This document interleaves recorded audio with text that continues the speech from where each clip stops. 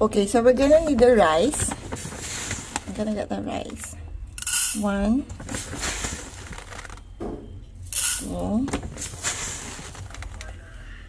3. So, 3 tablespoons of rice. Okay, so we're gonna wash the rice. Yan. Tapos, tatapon natin yung unang hugas. Okay. Then we're gonna cook it for hanggang sa lumambot yung rice. So, ito yung hinugasan na rice.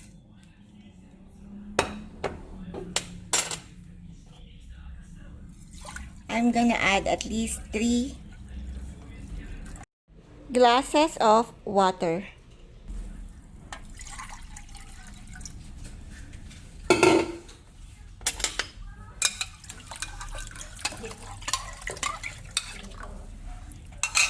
So, yan natin siyang kumulo hanggang sa lumambot. Okay, so while we are waiting for our rice na maluto or lumambot, okay, I'm gonna show you the ingredients needed sa ating rice cream, okay?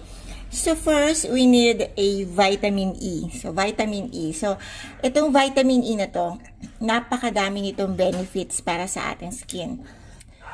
It actually reduces signs of aging, nakakatulong to sa damage ng skin dahil sa sun. It also helps rejuvenate the skin.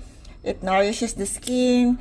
Tapos nakaka-treat din ito ng stretch marks, nakaka-lighten din to ng scars, nagmo-moisturize ng skin natin, and nakakatulong din ito sa pagtanggal ng dark circles sa ating mata. Okay.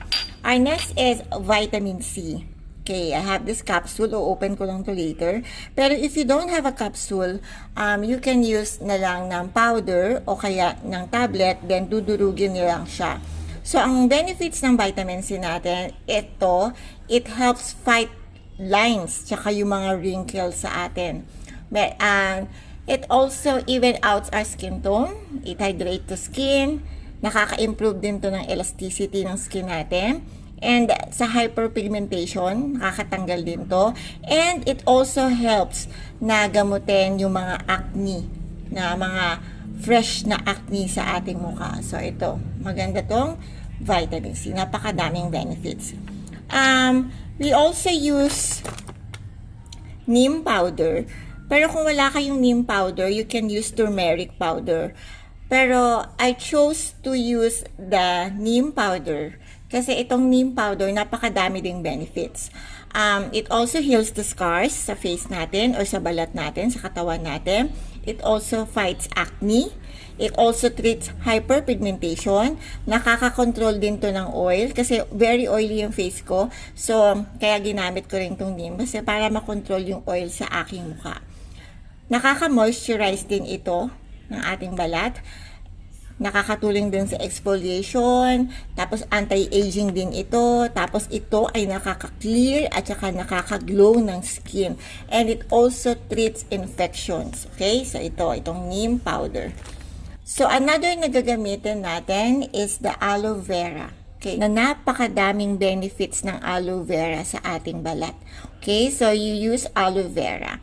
So, it moisturizes our skins also. Okay, glowing skin. So, yan, aloe vera.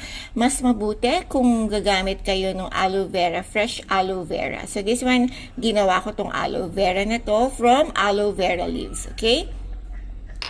I'm also gonna use milk. Okay, at least 1 teaspoon of milk gagamit ako. So, yan. Pero ang gagamitin ko ay goat's milk. Pero kung wala kayong goat's milk, you can use any kinds of milk na liquid. Pero kasi gusto ko tong goat's milk, kasi itong goat's milk, it softens and moisturizes talaga the skin. Tapos, nakaka-treat din to ng dry skin, nakaka-treat ito ng eczema, and super helpful ito sa pag-glow ng skin natin, ang goat's milk. So, yan. So, ginagamit ko din to pag gumagawa ako ng soap. Ginagamit ko din itong goat's milk. Okay? I'm also gonna use baking soda. Nakaka-treat din ito ng acne. And it also fights infection. So, Yan yung gagamitin natin. I-add ko lang na itong vitamin E also serves as our preservatives dun sa ating gagawing rice cream. Okay? So, yan. So, preservatives na natin din yan. Okay? And, kailangan din natin ng airtight na lagayan. So, dito ko ilalagay later yung ating rice cream. Okay, let's check again. So, after a few more minutes, so ito na siya. So, yan. Tunaw na yung ating rice dahil sa sobrang lambot. Pero kanina, na hindi ko na vinidyohan, habang kumukulo siya, pinipress ko lang to, yung spoon dito, para madurog na rin yung ating rice. So, kung mapapansin nyo, yan, so, medyo durog na siya. A few minutes more, pauuntiin ko na lang, okay, yung tubig, para titimplahin na natin itong ating rice cream. Okay, so ito na, tapos na. Malambot na siya. Yan o, and na-mash ko na din siya. So, dinurog-durog ko siya nito. Kung mayroon kayong processor, mas okay din. So, ito na siya, ang ating rice. Okay, so, I'm gonna put the aloe vera. Okay, ito yung aloe vera. I'm gonna put it here. Aloe vera. Luin natin. After the aloe vera, I'm gonna add the milk. So, ginamit ko again is goat's milk. So, ayan. Then, ito yung vitamin C. So, vitamin C. Sorry, lumambot na siya. Okay, so ito yung vitamin C. Okay, so lagay lang natin yung vitamin C. Okay, powder yung nasa loob ng capsule. Okay, so yan.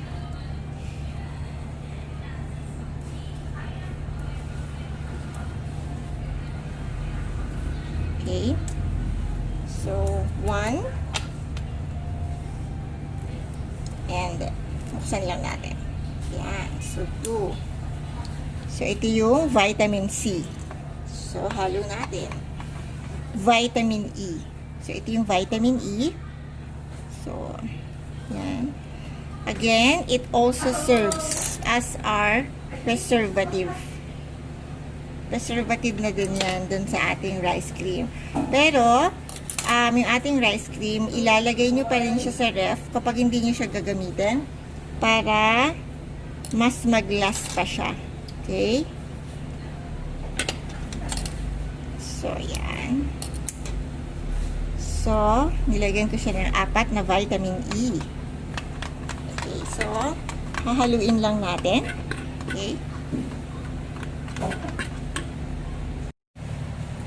Then, we will gonna add the neem powder. Okay? So, yung neem powder, add lang natin siya ng 1 teaspoon. Okay? So, 1 teaspoon lang i-add natin. So, 1 teaspoon of neem powder. Yan. So, hahaluin lang natin siya.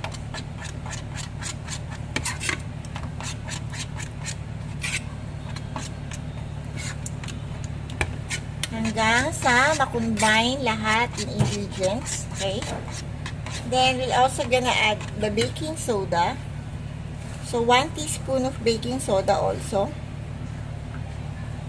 Yan. So, haluin lang natin siya ng haluin. Mix, mix.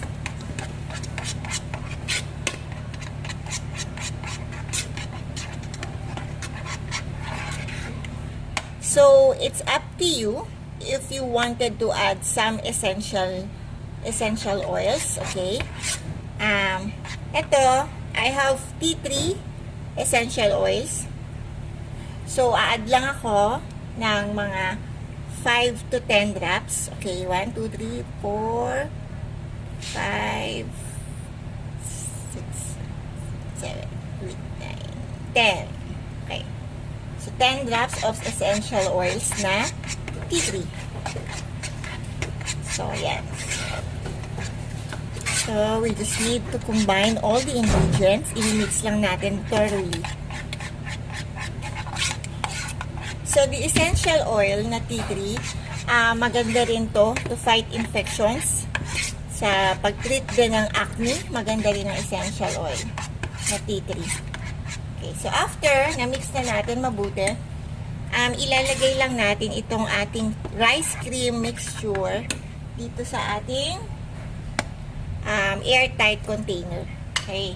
So, medyo dapat madami yung ginawa ko kasi bibigyan ko din ng aking sister. Okay. Then, I'll show you later kung paano gamitin to, ha?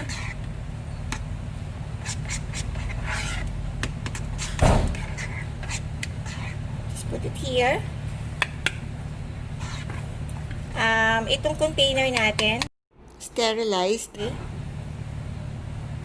Para hindi mag-grow ang any bacteria. Yan. So, this is my own recipe of rice cream with neem powder. So, okay, we're gonna use na yung aking ginawang rice cream. Okay, ang rice cream po, napakadaming benefits nito. Anti-aging, okay, mga wrinkles, whitening also, remove scars, nakakatulong sa dark circles. Tapos dinagdagan pa natin ng vitamin E, vitamin C, neem powder, so sobra. Pack talaga to ng sobrang daming benefits sa ating skin. Not only sa face, pero sa buong katawan, pwede natin itong ilagay. One tip, okay, kapag gagamit tayo nito, I would suggest na hindi natin idudot-dot yung hands, tapos ganyan. Parang rejuvenating set na iba, di ba? Dinudot-dot, tapos punas, dot-dot, punas. Kasi napapanis din po ang ating cream. Kahit hindi ito yung ibang creams, napapanis din po siya. So, ang ginagawa ko po, okay, so, kukuha lang ako ng amount na alam kong magagamit ko o kakasya sa aking face, okay? So, I'm just gonna get, yan, okay. So, yan, dami na yan, okay. Then, close ko na. Tapos, kuha ako ng aking flat brush sa makeup. Then, lagay ko lang siya. Ang bango ng tea tree oil. Kasi nilagyan ko ito ng tea tree oil kanina. Sobrang bango niya. Para bago ako maligo or habang naliligo ako, nandito na siya, 15 minutes. Pwede na ako magsabon ng katawan, mag-shampoo. So, ayan. Nilalagay ko din siya sa leeg. So, stay ko lang ito ng 15 minutes or longer sa aking face or skin. Saka ko siya babalnawan. So, habang nandito siya, maliligo na muna ako, maghihilod. Nag-picture ako ng before and after, before. Tapos after ko nito, maglagay nito, pipicture din ako para meron kayong basihan later. Makikita niyo yung before and after ng paglagay ko kung ano naging effect. Okay? So, stay ko to sa skin ko ng 15 minutes or more. Depende sa inyo. So, wala itong chemicals, okay? Wala itong chemicals. Unlike the other cream na may mga bleaching pa, bleaching powder, may mga bleaching liquid. So, those are chemicals. You can massage it like this. Yan. Massage natin. Pwede nyo i-massage yan. Para mas ma-absorb ng ating skin yung ating cream sa massage. Tapos, pwede rin siya sa buong katawan. Pero, I'm just gonna show you sa face lang muna. Sa katawan ako na. Hindi ko na i-video. Pero, ito, sa mukha. Yan. So, 15 minutes ko siyang stay. So, napakadali lang niya gawin. And, hindi ka na kailangan gumastos pa ng sobrang laki na para bumili ng mga cream para pampaganda. So, yan. So, I'll give you a tip. Yan na po. So, since I am also a makeup artist, I should know kung ano yung mga ingredients na okay sa skin at mga ingredients na hindi pwede sa skin. So, yan. Maganda din ito na prep para sa mga may-makeupan nating clients. Okay? Parang mask na rin siya. So, kung wala mang water para mahilamos, you can use face towel, wet face towel, then wipe nyo lang. Okay? So, I hope you guys, you'll try my rice cream recipe. Then, please give me a feedback kung ano yung naging effect sa inyo. Okay? So, again, thank you. Bye!